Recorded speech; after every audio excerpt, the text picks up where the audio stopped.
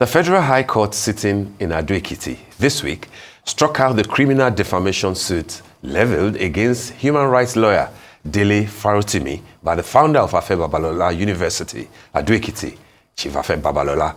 The decision of the court followed a notice of discontinuance filed by the police prosecutor, Samson Oshobu. Before this time, Afe Babalola said he had forgiven Farotimi after the intervention of Ooni of Ife, Oba Adeyeye Ogunwusi, and other prominent Yoruba Obas. Speaking with journalists shortly after the court ruling, the lawyer to the defendant, Adeyinka Olumide Fusika, SAN, said Dele Farotimi agreed to the notice of discontinuance, adding that they are waiting for other cases in other courts. The case here, we have served with a notice of discontinuance this morning, and we accepted it, and the case has been struck out. This particular one has been struck out, so we wait action on other ones. There's still one at Ado-Ekiti Magistrate Court. There's one at Abuja. There's another one in Port Harcourt. There's another one in Ibadan. There's another one in Abeokuta. So until we see what happens in those ones before we can make any comment on anything. Well, as fate will have it, lawyer and human rights activist Dele Farotimi was on Wednesday appointed National Organizing Secretary of Afenifere, the Pan-Yoruba Socio-Cultural Organization. It was at a meeting of the body at the residence of Afenifere leader Chief Ayo Adebanjo in Ogun State, southwest of Nigeria. The group made its position clear on key developments in Nigeria, including the continued incarceration of Nnamdi Kanu, the leader of the proscribed indigenous people of Biafra. Our next guest is Akin Osuntokun, a well-regarded son of Yoruba land, political scientist, strategist, researcher, administrator, journalist and writer, and of course a one-time political advisor to former Nigerian President Olusegun Obasanjo and the former Director General of the Obidati Presidential Campaign Council during the 2023 general elections. Good morning, and delighted to have you on the morning show, Mr. Good morning, Steve. Good morning. Good morning to you, Adefo. Good morning, welcome. Good morning, and Happy New Year to you. Happy New Month, but Happy New Year. It's our first time this year. And it's a new month starting today, by the way. That means something new is going to happen in our lives. Absolutely, something new. All right, so let's talk about something new. And of course, it has to do with an Ekiti son, like your good self. Dele Farotimi. Dele is not from Ekiti. Is he not? He's from Osun. Are you sure about that? Yeah, he's from Osun State. Okay. His town is a neighboring town from mine. From yours? His is Imesile. Mine is Okemesi. So we are both boundary town. Oh, okay. Yeah. All right, thanks for the correction. Okay, so let's talk about him. First will be, of course, your thoughts, briefly on what has happened between him and Chief Afe Babalola. And I mean, a lot of people will say, thank God that it's all over. But of course, more importantly, will be not his legal tussles now, but his foray into, shall we say, a bit of politics, politics of Afenifere, given that he's now been appointed as the organizing secretary of that socio-cultural group. I believe you are also affiliated in some ways to Afenifere. I'm a member of the National Caucus. Yes, absolutely. Caucus, yes. You know, of course, that Otuba Koliomololu is also saying that what has happened may not be right because he's the authentic organizing secretary of Afenifere. Let him speak for what is going on. Tell us about what is going on. Of course, starting with Dele Farotimi, because this is a man who is in the news. Yeah. And now he's going to be in the news a lot more given this appointment. Yeah, Dele's case was one of those instances that tests my own my position. Chief Afe Babalola is my uncle, from the maternal side. Oh. And Dele is one of the closest person to me. So I probably think I must be the first person to write about it. My column comes out on Fridays, so I think the news broke on Wednesday, so I was sad. So to navigate both both of them, these are outstanding individuals that you cannot take anything out of it. Right? And I remember commending both, try to be balanced, but I've had some hard knocks from my family and friends, from Chief Babala's side. No, but for as not I taking said, a side? for being too balanced. Yeah. So this case is is something that the country, and the society, the Yorubas should be happy about. Now, should be happy that we have somebody like that at this period, right? It has become a kind of the social conscience of the country. He's fearless. He's more or less. There's even the way you can refer him now to him as a foremost human rights activist. I'm not saying that to put, but off the cuff. I don't think that... Some other people will say the most vocal. Yeah. How can you be an activist without being vocal? And then being vocal, what is he saying? If you are vocal and you are talking sense, you are talking for the people, then you should even speak more. So that's him. I've been persuading him to play a more prominent role in Afenifere, but he has been shying away from it. So when he eventually agreed to do so, I said, and one of the reasons, the main reason I was asking him to do so was the need to recruit the younger generation into Afenifere. Afenifere, the way it has been, it's too much. Before him, I think I'll probably be youngest. So it's good for us and good for the country, but especially I'm very happy for Afenifere, to which I belong, because even before now, immediately his case broke out. We were receiving letters from people who wanted to join, Afenifere. On account of him being exactly announced. On account of the exposure that he has had. So that is the main role. He is going to perform that role very effectively. People who identify with him, I'm sure that a lot of them will come in, especially the younger people. It's as if things are just working to some kind of orchestration. He was one of the spokesperson of Obi campaign. Yes. Obedience. And you know that Obi's campaign, and you know obedience, that... or the exactly, Obidati campaign. And apart from that, obedience, or whether you are in the campaign or not, they generally come under the rubric of obedience. Yeah.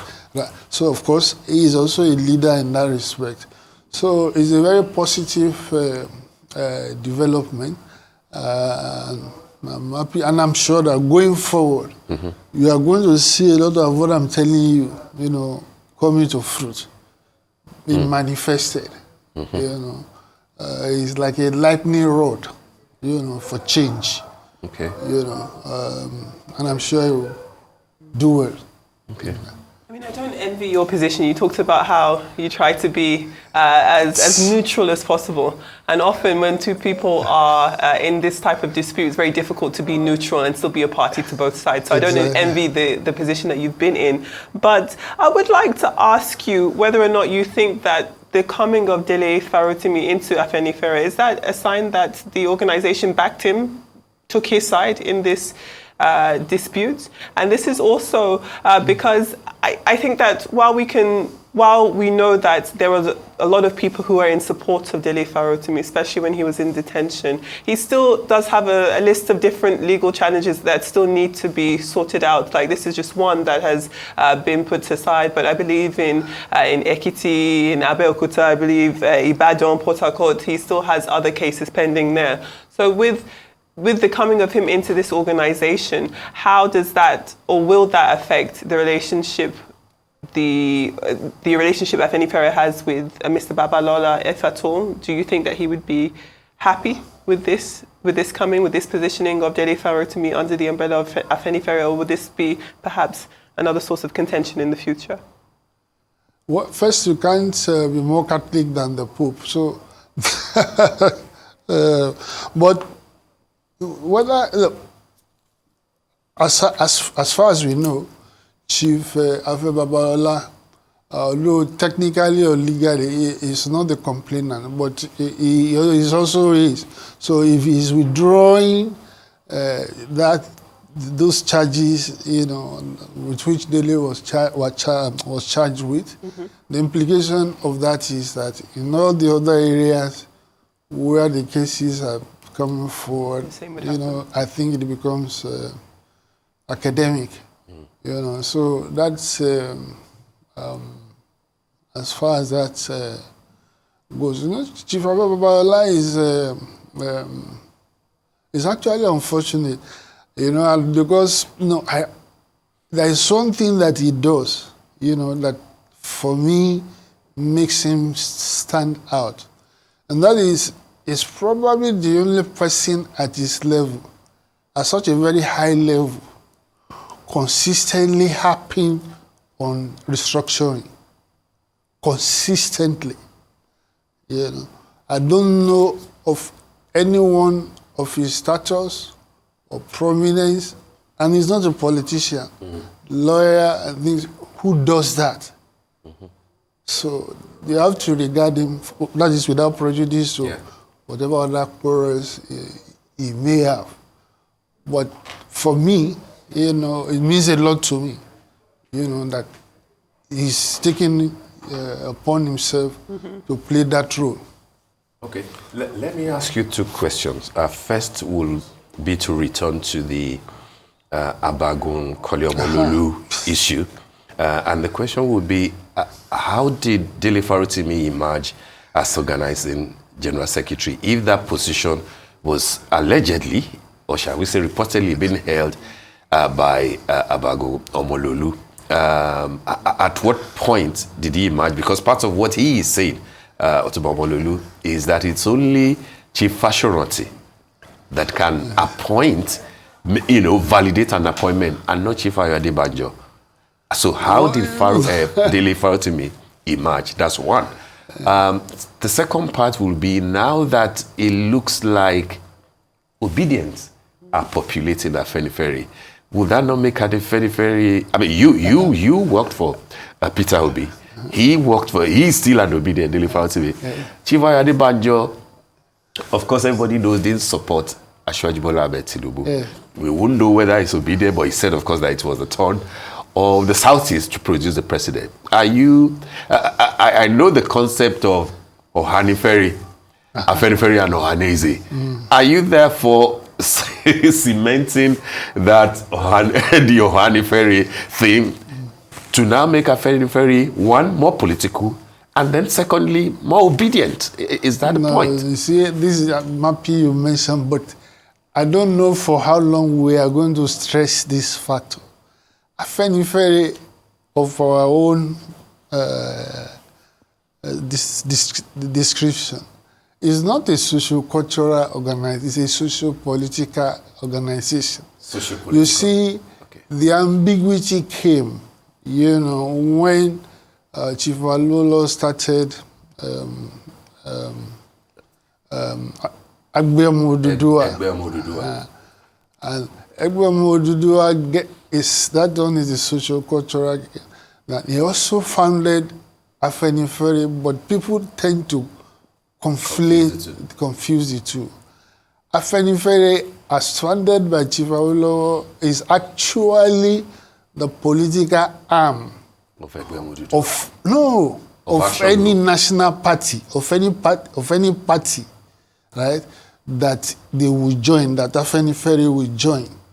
Afenifere, democratic socialism, center of left, center, So it is actually a political party. Yes, that is the conception of the man who started it. In 1963, he made an address and called anybody who associates Afenifere with the Yoruba people a traitor. That was in his presidential address. That anybody who says that Afenifere is socio-cultural group is a traitor. Who said So, that? Chief Obafemi Awolowo. Go and read his presidential address in 1963. Presidential address? Yes, to his party, to AG. So, but the thing is that I keep on saying these things. No, Afenifere is not a social-cultural organization. The point, well, maybe part of the reason why people get confused is that during the long interregnum of the military in power, all right, you cannot have political parties. Yes. So that is the cover under which the politicians of center, of left of center, gather to talk. It becomes effectively, it's a political pressure group. Yeah. So they are observing not being seen as a party, but at the same time taking on actually the role that a political party will. So at that period, at periods like that, right, it cannot call itself a party or anything.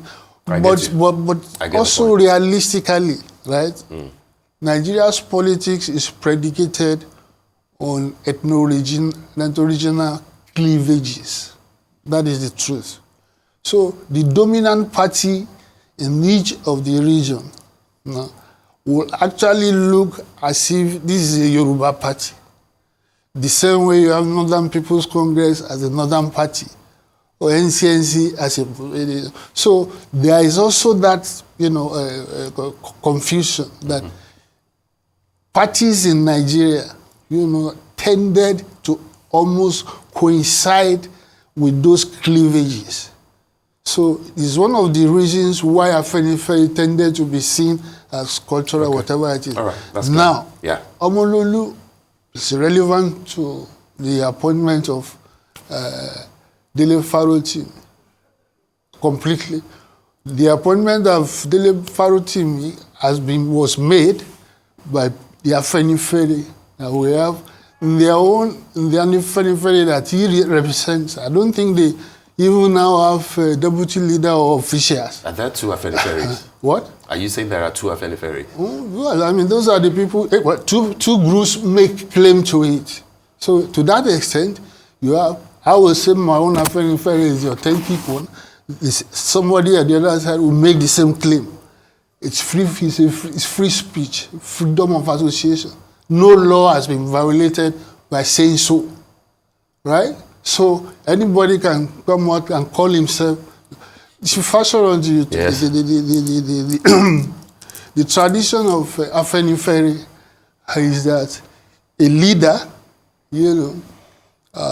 tending towards retirement or retirement, Yes. appoints somebody as acting leader who effectively becomes the leader of the group. In this case, Chief Adebanjo.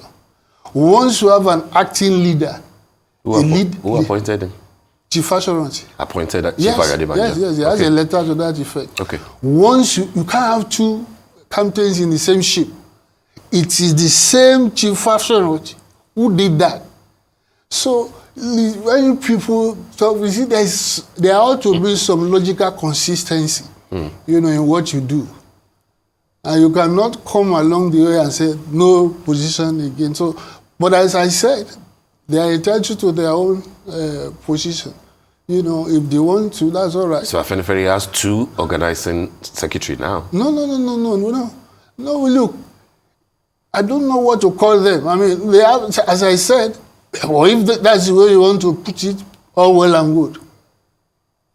I've told you that for you, I want you to arrive at some level of authenticity. Okay. I've told you, for instance, that Afenifere has been the Yoruba arm of a national progressive party is that when they are forming that party nationally, Yeah. it moves in as a club, and as a bloc, right?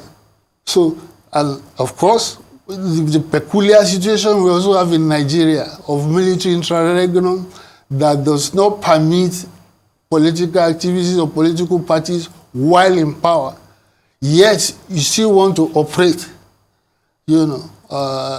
And you also said something about his new position being collapsible with obedience and so. Yeah, that the obedient faces are dominating your own Afenifere.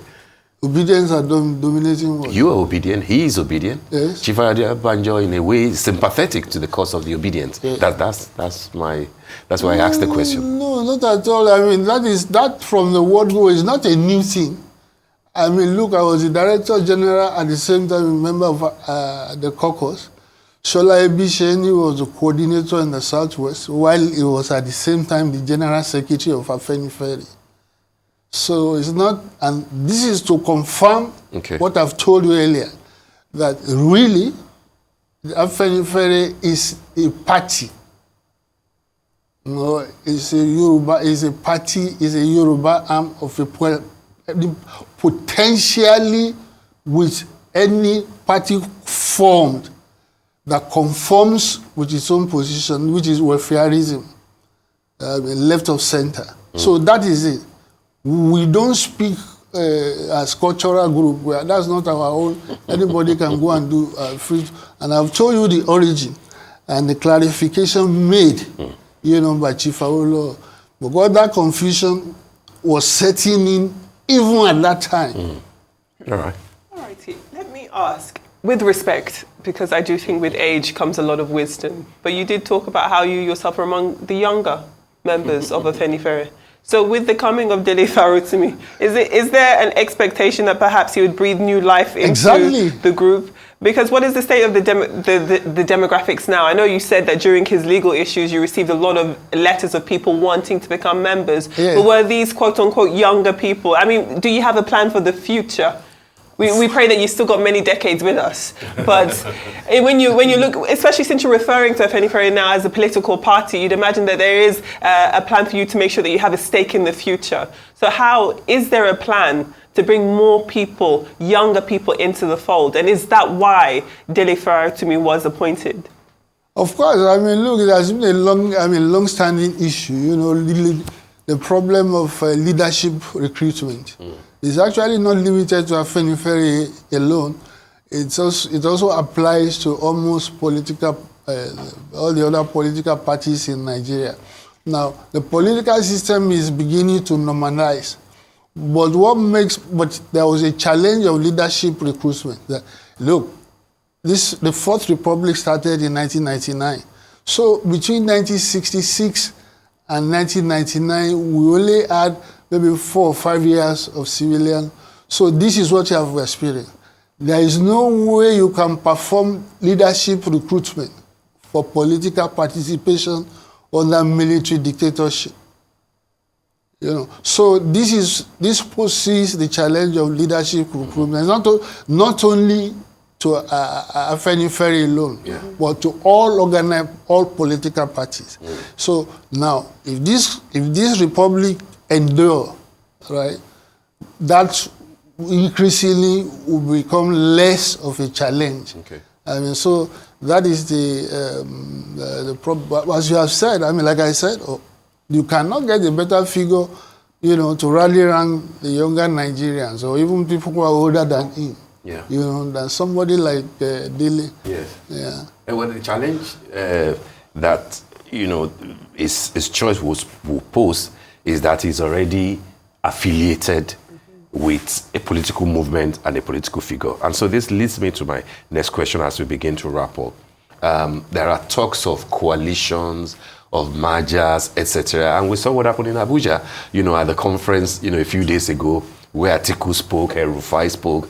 I think Dr. Kayode Fayemi was there. Rotimi Amici has been speaking to from the same place.